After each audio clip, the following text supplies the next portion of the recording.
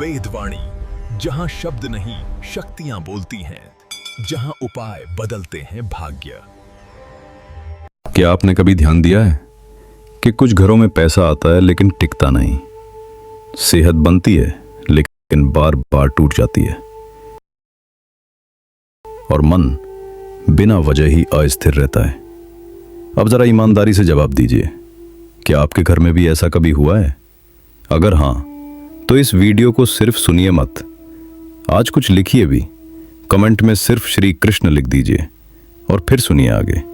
शास्त्र कहते हैं, जो ज्ञान बिना क्रिया के सुना जाए वो सिर्फ जानकारी रह जाता है, और जो ज्ञान क्रिया के साथ जुड़ जाए वही भाग्य बदलता है। अब एक सवाल, क्या आपने कभी देखा है कि हमारे बुजुर्ग शाम होते ही तुलसी के पास क्यों जाते थे? दिन भर थके होने के बाद भी मोबाइल नहीं, टीवी नहीं, सीधे तुलसी और दिया। क्या ये सिर्फ परंपरा थी या इसके पीछे कोई ऐसा रहस्य था जो आज हम भूल चुके हैं? कमेंट में बताइए, आपके घर में आज भी तुलसी के पास दिया जलता है?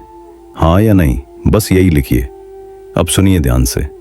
आधुनिक विज्ञान कहता है, इंसान की सबसे गहरी समस्या ऊपर नहीं होती, वो नीचे होती है। डर, असुरक्षा, पैसों की चिंता, रिश्तों में अस्थिरता, बार बार बीमारी, इन सब की जड़ एक ही जगह है, और उस जगह को योग शास्त्र में कहा गया है मूलाधार चक्र। मूल प्ल आधार, यानी जिस पर पूरा जीवन टिका है। अगर ये चक्र कमजोर है तो इंसान बाहर से मुस्कुराता है और अंदर से टूटता चला जाता है। अब एक बहुत सीधा सवाल, क्या आप अक्सर बिना वजह बेचैन रहते हैं? क्या भविष्य को लेकर डर लगता है? अगर हां, तो इस वीडियो को अंत तक सुनिए, और बीच में कहीं भी दिल बोले तो कमेंट कर दीजिए। अब तुलसी की बात करते हैं। तुलसी सिर्फ पौधा नहीं है। आयुर्वेद में तुलसी को जीवित ऊर्जा स्रोत कहा गया है। शाम का समय जब सूरज जलता है और प्रकृति की ऊर्जा दिशा बदलती है, ठीक उसी समय अगर आप तुलसी के पास दिया जलाते हैं तो 3 चीजें एक साथ एक्टिवेट होती हैं: घर की स्पेस, मन की स्टेट और शरीर का मूलाधार।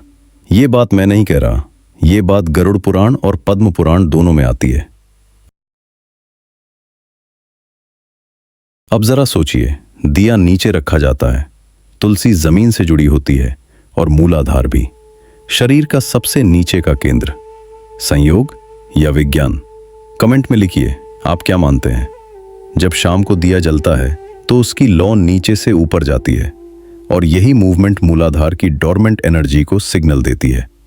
इसीलिए हमारे ऋषि कहते थे, शाम का दिया सिर्फ रोशनी नहीं देता, वो स्थिरता देता है। अब यहां एक बहुत गहरी बात समझिए।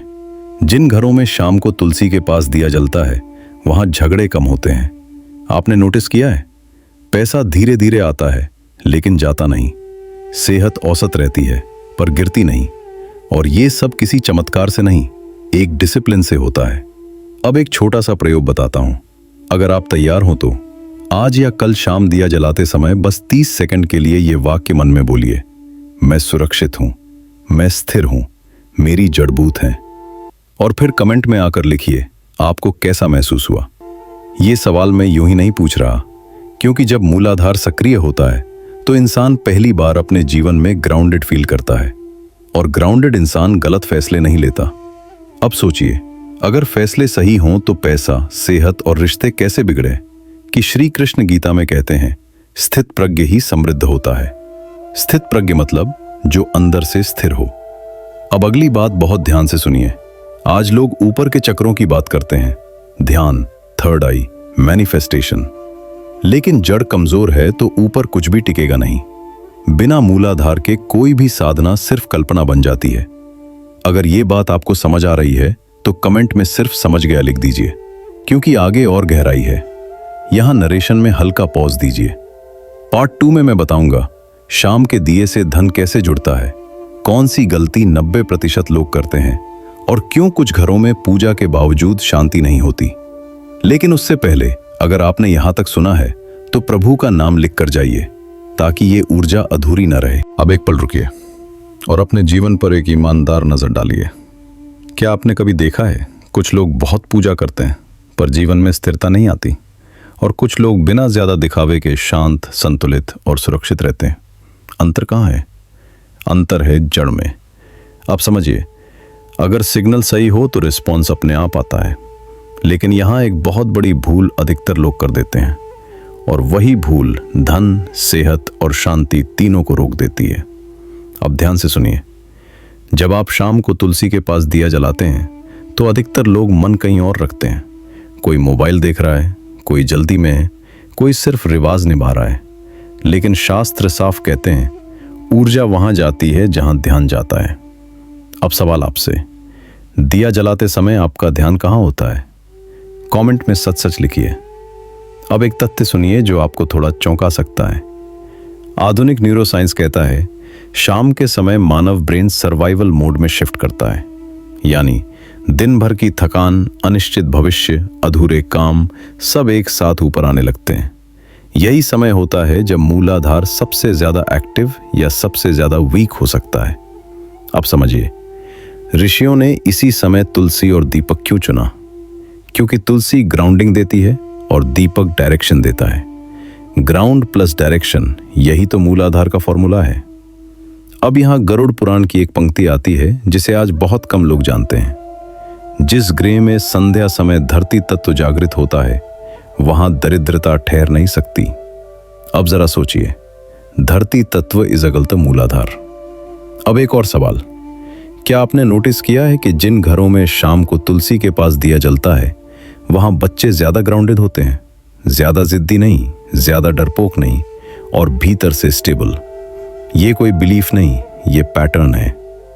अब एक बहुत प्रैक्टिकल बात, अगर आप शाम को दिया जलाते समय ये एक गलती कर रहे हैं तो आज ही रोक दीजिए। गलती ये है, दिया जलाकर तुरंत पीठ मोड़ लेना। शास्त्र कहते हैं कम से कम 9 से 21 सेकंड दिए की